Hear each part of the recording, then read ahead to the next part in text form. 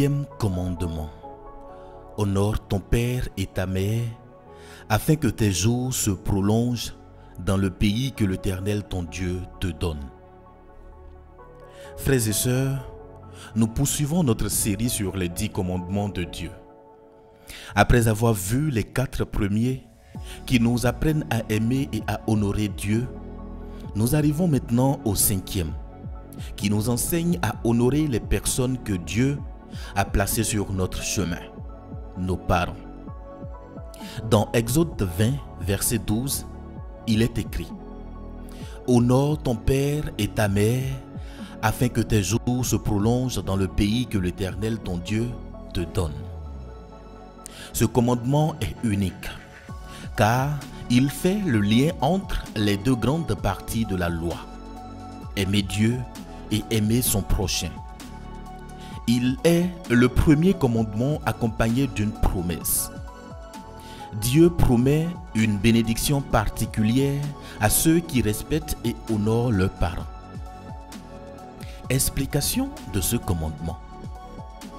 Honore ton père et ta mère, ce n'est pas simplement leur obéir ou leur parler poliment, c'est les respecter profondément.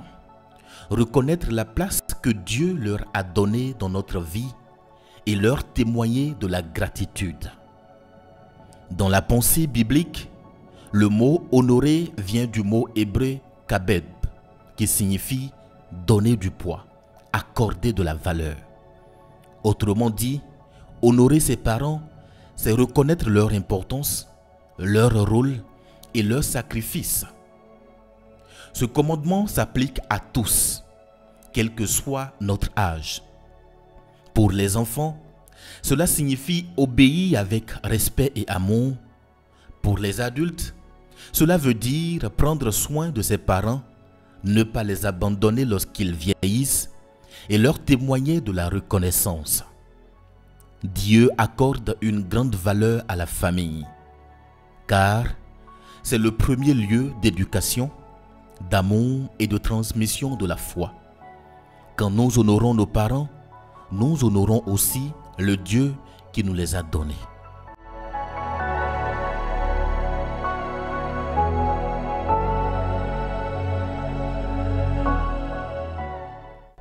Implication de ce commandement pour les chrétiens d'aujourd'hui. Aujourd'hui, ce commandement est souvent mis à l'épreuve dans un monde où les valeurs familiales sont fragilisées. Pourtant, il reste fondamental. Le respect. Honorer ses parents, c'est d'abord leur témoigner du respect, même quand nous ne sommes pas d'accord avec eux. Ce n'est pas toujours facile, mais Dieu nous demande de garder une attitude d'humilité et de reconnaissance, car nos parents ont été ces instruments pour nous donner la vie. La gratitude. Ce commandement nous invite aussi à cultiver la reconnaissance. Beaucoup oublient les sacrifices de leurs parents, leur travail, leurs prières, leurs larmes. Dire merci, les aider, les écouter, c'est une façon d'honorer Dieu. La gratitude est un langage du cœur que Dieu bénit. La réconciliation. Parfois, il y a eu des blessures, des incompréhensions, des absences ou des erreurs. Honorer ses parents ne veut pas dire approuver tout ce qu'ils font, mais choisir de pardonner. Le pardon restaure la paix et permet de guérir intérieurement. Dieu honore celui qui choisit la réconciliation plutôt que la rancune. L'héritage spirituel. Enfin, honorer nos parents, c'est aussi respecter ce qu'ils nous ont transmis de bon, leurs valeurs, leur foi, leur sagesse. Même s'ils ne sont plus là, nous les honorons en vivant selon les principes qu'ils nous ont enseignés, quand ces principes reflètent la volonté de Dieu.